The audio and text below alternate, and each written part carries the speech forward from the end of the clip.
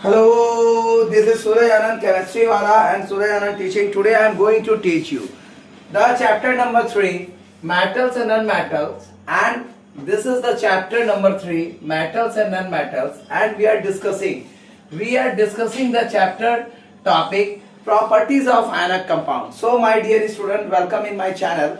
This is Ionic chemistry teacher and I also teach bio, but basically I upload the video of chemistry. After completion of chemistry, I gave you some few important questions of bio also and some topics also. This is my promise to you, my board examining. So properties of ionic compounds. So the properties of ionic compounds, some general properties of ionic compound are as follows.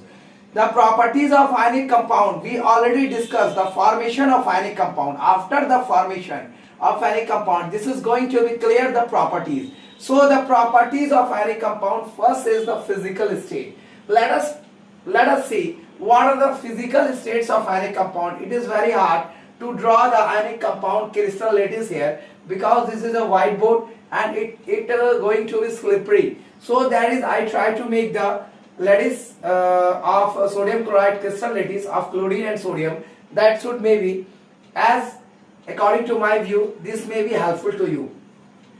So the physical state, the general properties of ionic compound. First topic is physical state.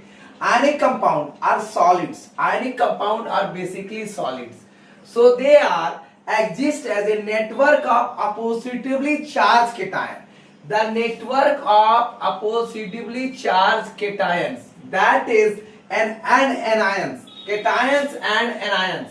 So that in a closely packed structure, they are joined together in a close way. The structure is closely packed. Each cation is surrounded by a definite number of anion.